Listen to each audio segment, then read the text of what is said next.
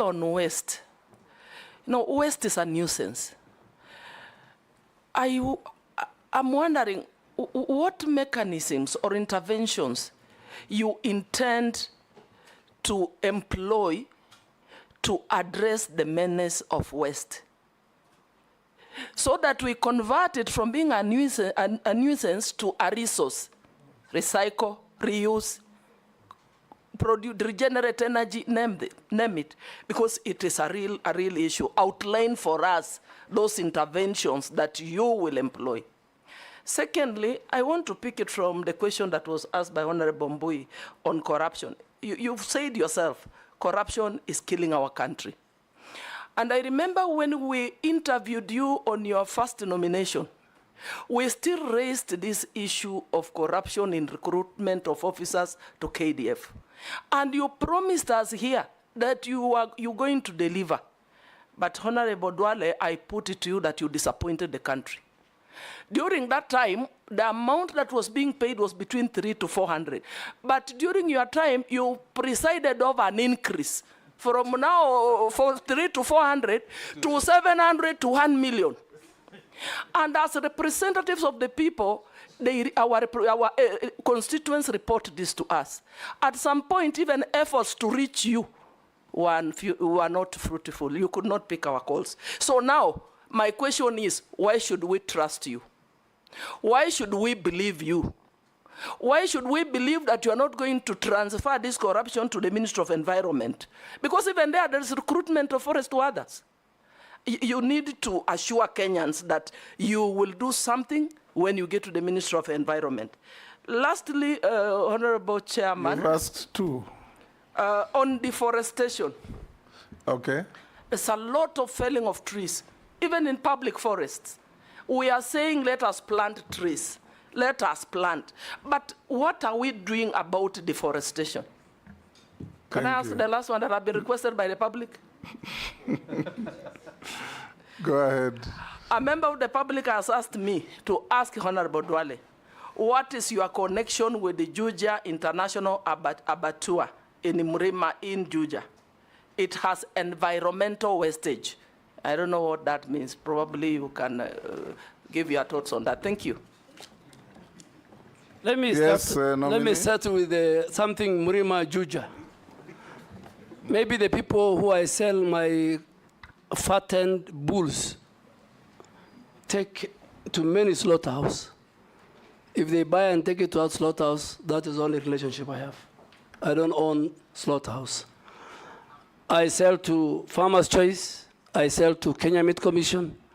I am a very serious livestock keeper. And I do what we call feedlot. Two, so ask that person, maybe he's looking for another Duale.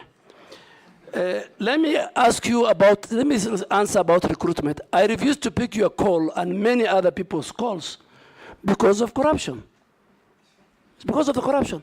You wanted me to employ for you people. And many members of parliament will agree with me when even they send me text.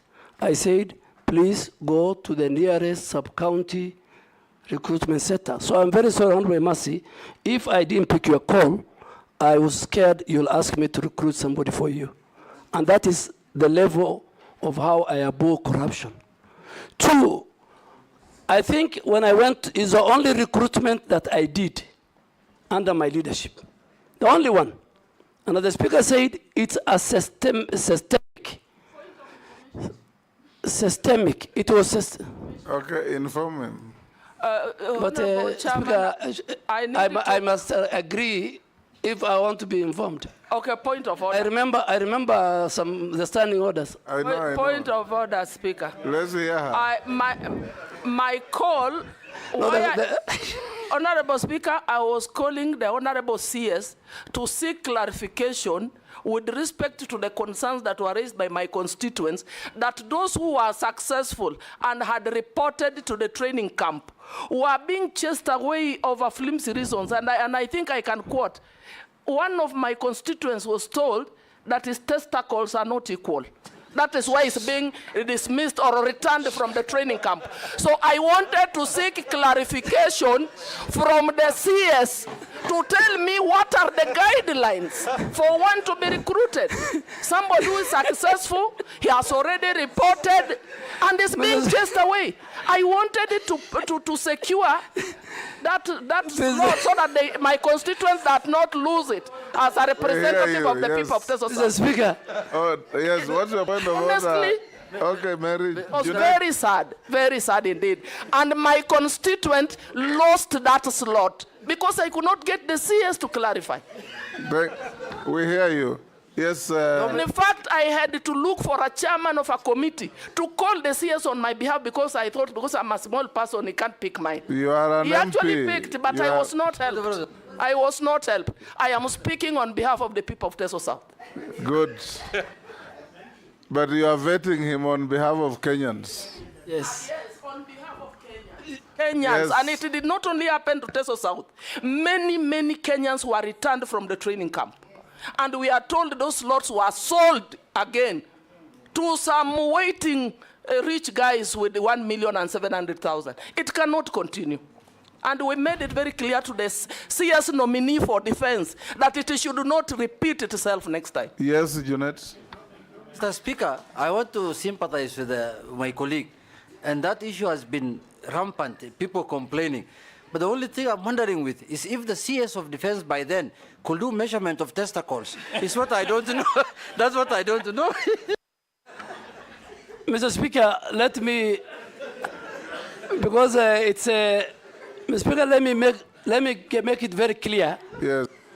That the grounds given for the rejection of that recruit from Teso South is valid. Next year, if such a person comes, he will not be recruited into the Kenya Defense Force. Mr. Speaker, Kenya Defense Forces recruitment is different from the recruitment of the police. When people go are recruited at the sub-counties and they come, a very serious medical checks takes place. A number of people are sent because of medical ailments. And I think the former Vice Chief of Defense... unequal testicles ailments. Yeah, there were people... Women can know that, Chair. Mr. Only Speaker, women can know that.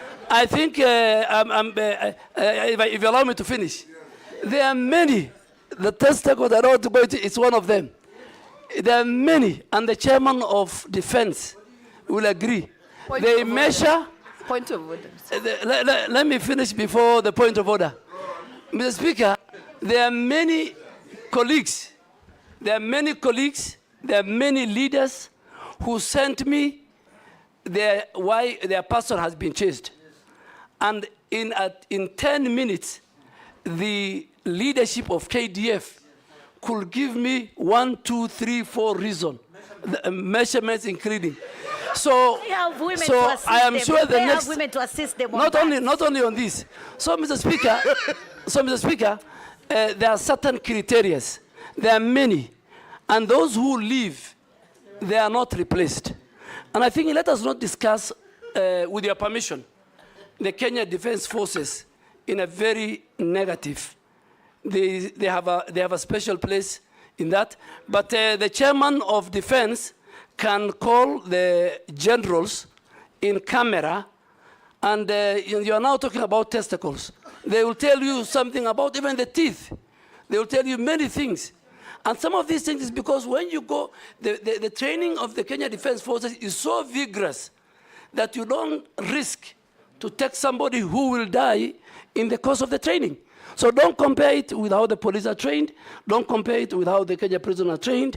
But I am sure the information, the reasons why many, including my sister, Mheshimiwa Mary Emase. And please, going forward, if it was in camera, Mr. Speaker, I will even tell you more. But now that it's in public, I don't want to say more. What's your point of order? Point of order, Mr. Speaker. You know, the issue raised by Honorable Mase is something that is out there in the public. Many Kenyans complaining about sometimes they think those are flimsy reasons why they are not taken. And I could understand maybe someone has squinted eyes because of shooting and flat foot, maybe because of running. I'm really wondering why, if what work testicles would really have to do with joining the disciplined forces. So I don't think we should belabor, but don't take it lightly that there are Kenyans who are raising concerns on the reasons why they are not taken to disciplined forces. Point of order. Yes, Thank you Mulugara. very much, Mr. Speaker, sir.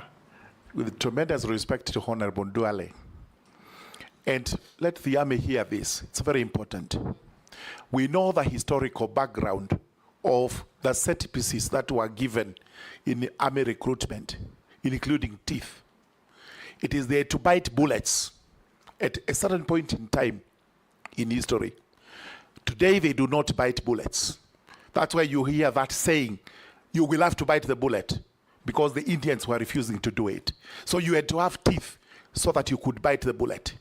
We required tall people so that they would see enemies from a distance. Today, you don't have to do that. Because if that was the case, the Chinese and the Japanese would have a challenge. Eventually, such things became disqualified. I think the whole code needs to be revised so that we do not have human rights abuses.